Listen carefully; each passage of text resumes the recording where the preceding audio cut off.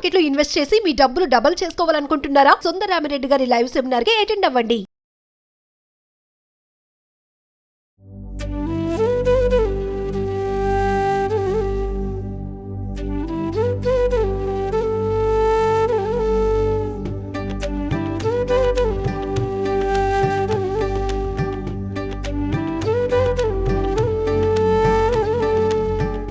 ప్రస్తుతం మనతో పాటు ప్రముఖ ఆధ్యాత్మికవేత్త శ్రీనివాసులు అనంతరామ శర్మ గురువు గారు ఉన్నారు. వీరితో ఈ రోజు కొన్ని విషయాల గురించి మనం చర్చిద్దాం. గురుగారు నమస్కారం అండి. నమస్కారం మహాత్మ.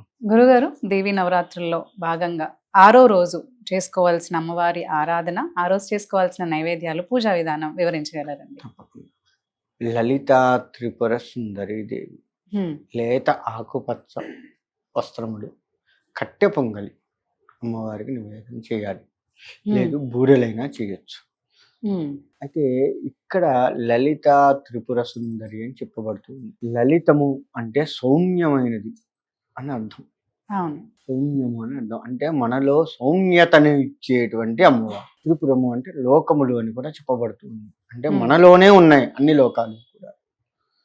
అంటే మనలో ఉన్నటువంటి ప్రతి లోపాన్ని తీసివేసి మనల్ని లలితముగా ఉంచి, అంటే సౌమ్యముగా ఉంచి, కామక్రోధ లోభ మోహ మతమత్సరములకు లోబడి ఉండకుండా భగవంతుడి పాదాల వైపు మన నడవడిక ఉంటూ, మన ధ్యాసని ఉంచుతూ, మనం మాట్లాడే ప్రతి మాట కూడా సౌమ్యంగా, కఠినమైనటువంటి పదాలు లేకుండా, ప్రతి వారిని అంటే ఇక్కడ కామముతో చూడకుండా ఎవరిని కూడా, అందరూ భగవత్ స్వరూపమే, అంతా అమ్మవారి స్వరూపమైన ఆడవాళ్ళని చూడటము, మగవాళ్ళని చూస్తే స్వామివారి స్వరూపమే అన్నట్లుగా చూస్తూ ఎవరిని హింసించకుండా, ఏ హింసలు మనం చేయకుండా. అని హింస అంటే కొట్టి తిట్టడమే హింస కాదు, మనస్సు బాధ పెట్టడం కూడా. ఇప్పుడు నేను నిన్ను తిట్టాను, మాటతో మనసు బాధ పెట్టడం కూడా. ఇప్పుడు నేను నిన్ను తిట్టాను, నీ మనస్సు బాధపడ్డది అంటే నిన్ను మానసికంగా హింసించినట్ట కాదా? అది కూడా లేకుండా ఉంచేది అమ్మవారు. కాబట్టి ఈ అమ్మవారిని శ్రీ మహాలలితా దేవతాయ నమః, మహాలలితా త్రిపుర సుందరి దేవతాయ నమః అని మనస్ఫూర్తిగా కనుక ఆ నామాన్ని పదే పదే ఉచ్చరిస్తూ ఉన్నట్లయితే తప్పకుండా మన మనస్సుని లలితముగా చేసి, మనం చేసే ప్రతి క్రియ లలితముగా సౌమ్యంగా ఉంచేట్లుగా చేసి, ఎదుటి వాళ్ళ మనసు దోచుకునేటట్టుగా చేస్తుంది. ఎదుటి వాళ్ళ మనసు దోచుకుంటే మళ్ళీ లవ్లో పట్టడం కాదు, అది కూడా చూసుకోవాలి. అంటే ఎదుటి వారి మన్ననలు పొందేటట్టుగా చేస్తుంది అమ్మవారు. చక్కగా ఉంటారా, ఆయన దగ్గరికి వెళ్తే మనస్సు ప్రశాంతంగా ఉంటుంది. ఆమె దగ్గరికి వెళ్తే కాసేపు కూర్చోబుద్ధి అవుతుంది, వాళ్ళతో మాట్లాడుతూ ఉంటే హాయిగా ఉంటుంది. మన మనస్సులో ఉన్న బాధలన్నీ పోతున్నాయి వాళ్ళతో కూర్చొని మాట్లాడితే. ఈ విధమైనటువంటి రావాలి. కొంతమంది దగ్గరికి పోతే ఎందుకు పోతాం, అక్కడికి పోయినా అక్కడ ఊరుకున్నాం. కొంతమంది దగ్గరికి పోతే బాధలన్నీ చెప్పుకొని ఏడుస్తాం.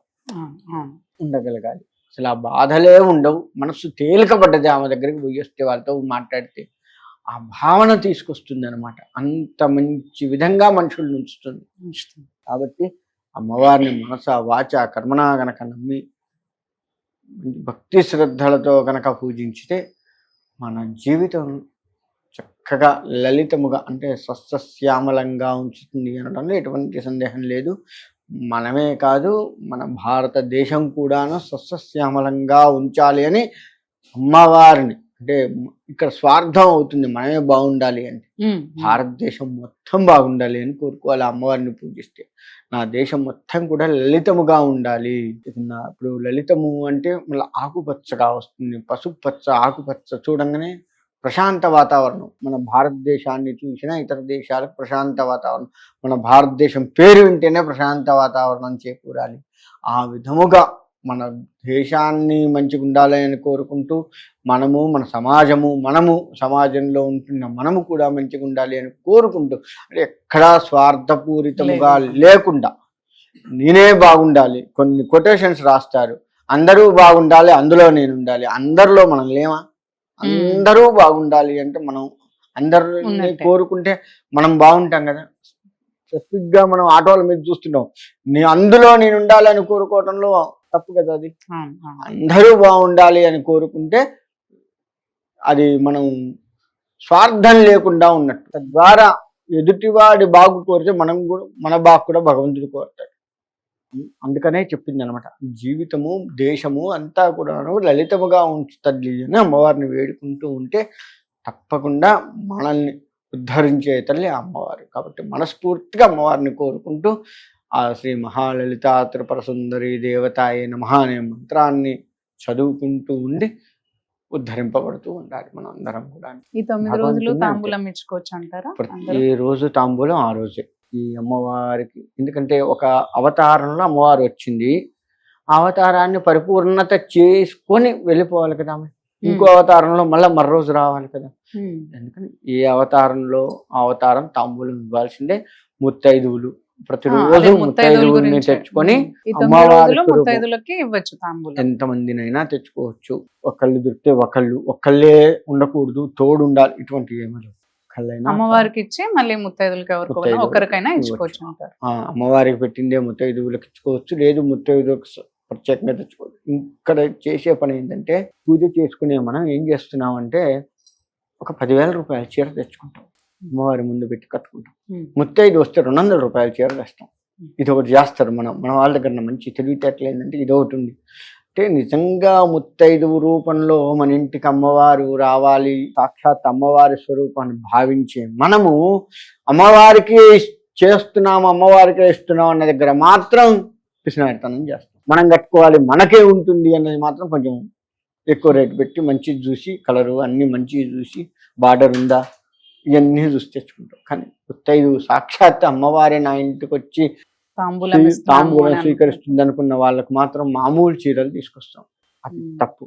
చేతి ఏదైతే ఉందో బ్రాహ్మణులకు కావచ్చు, ముత్తైదువులకు కావచ్చు, వాళ్ళు వాడుకునేటట్లు ఉండాలి. హైదే ఉంది అని జాకెట్ ముక్కలైనా సరే వాడుకునేటట్లు ఉండాలి. మంచివి తీసుకొద్దాం. ఎప్పుడు ముత్తైదువులు శ్రావణ మాసంలో వస్తారు, ఈ అమ్మవారి నవరాత్రులు వస్తారు. ఎప్పుడు నువ్వు ముత్తైదువులను ఎప్పుడు పిలుచుకోవు కదా. కాబట్టి ఒకవేళ పిలుచుకున్న సత్యనారాయణ సంవత్సరం గృహప్రవేశాలప్పుడు పిలుచుకున్న ముత్తైదువులందరికీ ఇట్లా చెయ్యం కదా మనం. ముత్తైదు అమ్మవారి స్వరూపంగా నువ్వు భావించి చెయ్యవు కదా. ఒక్క శ్రావణ మాసం అమ్మవారి నవరాత్రులు తప్ప మిగతా ఏ నెలల్లో కూడా నిజంగా అమ్మవారి స్వరూపంగా నువ్వు ఎవరిని భావించవు, తిట్టి శాపిస్తాను తప్ప కదా. కాబట్టి ముత్తైదు అంటే భగవత్ స్వరూపం, అమ్మవారి స్వరూపంగా భావిస్తున్నావు కాబట్టి మంచిదే పెడతాం వాళ్ళకు కూడా. వాళ్ళు కట్టుకొని ఎన్నాళ్ళైతే ఆనందిస్తారో, ఎన్నాళ్ళైతే కట్టుకుంటారో, ఇది ఫలానా కీర్తి ఇచ్చిందిరా, వాళ్ళ ఇంట్లో పూజ పోతే ఇచ్చింది, ఎంత బాగుంది, చూడు ఎంత బాగుంది, ఇలా చూసుకొని మురిసిపోతారు. చూసారా, వాళ్ళు ఎన్నాళ్ళు మురిసిపోయారో అన్నాళ్ళ పాటు నీకు అమ్మవారి అనుగ్రహం వస్తూ ఉంటుంది. అది గుర్తుపెట్టుకోవాలి. ఇదే అనుకున్నారా, అక్కడితో ఆగిపోతుంది అనుగ్రహం. నువ్వు పూజ చేసినంత వరకే పోతుంది, మిగతాదంతా ఉండదు. అందుకని వాళ్ళు కట్టుకొని వాడుకునేటట్టుగా ఉండాలి, తీసి పక్క పడేసేటట్టు ఉండద్దు మనం ఇచ్చేది. ఆ విధంగా చేసుకోవాలి. ముత్తైదువు రూపంలో అమ్మవారు వస్తుంది కాబట్టి చాలా జాగ్రత్తగా ఉండాలి. ధన్యవాదాలు. మంచిదమ్మా.